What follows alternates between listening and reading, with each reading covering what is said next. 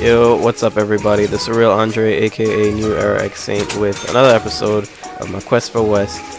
And in this one I get a real, I wouldn't call him rare as how Joe Dumars was for me when I got to him last episode, but I haven't seen much people with this guy either.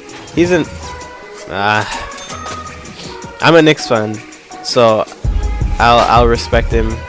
I was going to say he isn't that great compared to some of the other legends that you could pick up in the game, but when you compare him to just a legend in general, he is awesome. But you'll see that later in the video. Anyway, today's the day after Game 6, and I have to be honest with you, I'm really bummed out because I have very sporadic sleeping patterns. So I fell asleep literally 20 minutes before the game started, and guess when I woke up? 1 minute left in the fourth quarter, and then watched that plus overtime. And I heard that was actually the best part of the game because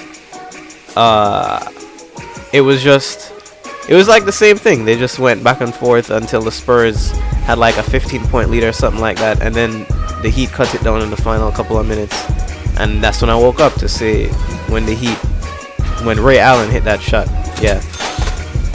So it was like a Cinderella story, in my opinion. Like everything was good. That was literally the Spurs game to win. That was their championship right there. But it was just not meant to be. Apparently Game 7 was meant to happen. And I'm kind of excited because who doesn't want to see a Game 7? The only reason I don't want to see a Game 7 is because I wouldn't be able to stand another. Like my stomach wouldn't be able to handle another Heat championship in Miami. I wouldn't be able to do it. I can't. I wouldn't be. One was enough last year. I wouldn't be able to do it again. Not to mention half my friends are Heat fans, but that's a whole nother story.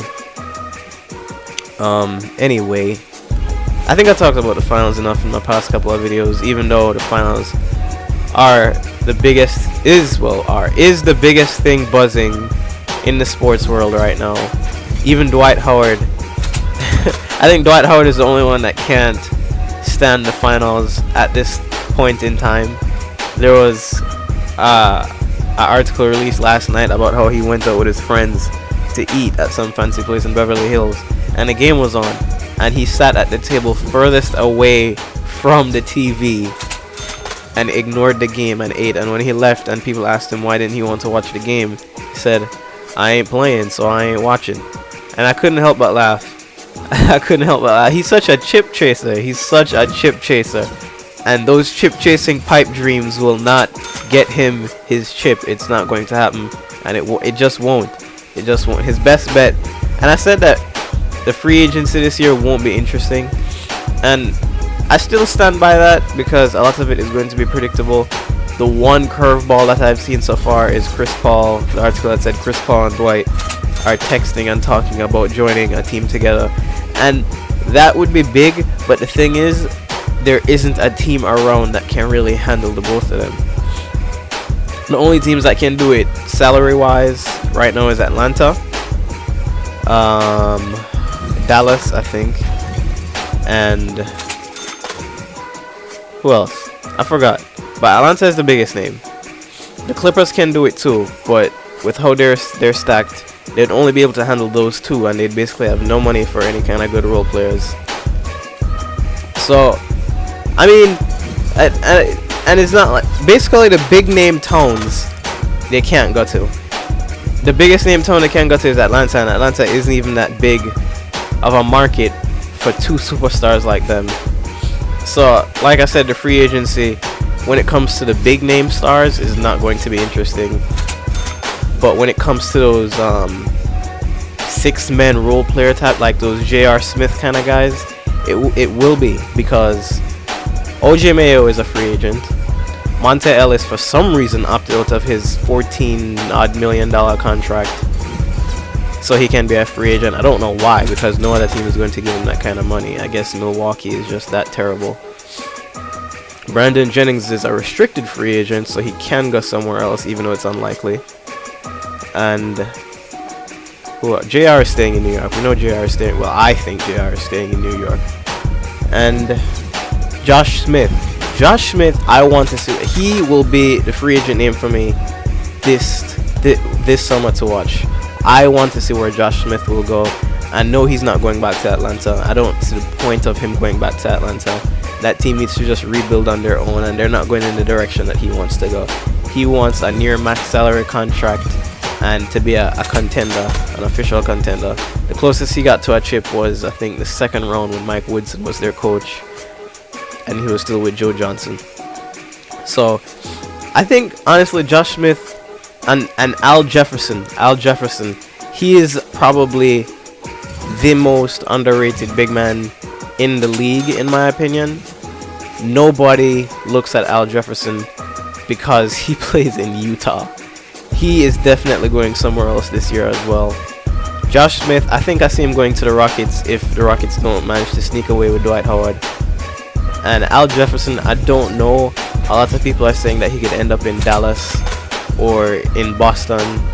I don't know what Boston is doing with their lives right now. It's like the Celtics fans, and well, not even the fans, but the Celtics organization can't accept the fact that the big 3 days is over. It's done. Everybody is old and they're gone. They tried the big deals that they were trying to work out was to get they were trying to trade Doc Rivers as a coach, and 37-year-old Kevin Garnett owed $25 million to the Clippers for DeAndre Jordan. Oh, and there he is, Mr. Willis Reed. I think he has his name hung up in the Knicks banners up top. He was a part of that 70s Knicks championship team. I was so happy to see that I got him. That was also a classic SurrealAndre clutch. But his stats aren't as great as I thought they would be, but he is still a great player. And now that gives me, I think, two people on that 70s Knicks team, him and Earl the Pearl. Earl the Pearl should be a goal legend. His stats should be better. I don't know why they're not. But no, all I would want is Walt Clyde Frazier. Walt Clyde Frazier. I am such a huge fan of Mr. Posting and Toasting, Thriving and Jiving, and every other rhyme that he can. My vocabulary is expanded because of Walt Clyde Frazier. I know what emphatic and whatever fucking words that he uses, I know what they mean, and my vocabulary is better, and I'm a better person because of Mr. Walt Clyde Frazier, not to mention that he looks like my father, but that's a different story. Anyway, Willis Reed, great pickup, definitely going to try him out. Not that athletic, but not many centers are except for Shaquille O'Neal in my collection anyway. I think here's where I was going to check out his stats. Where is it? I couldn't find him. Don't shit me, 2K. Okay, there he is. Willis Reed.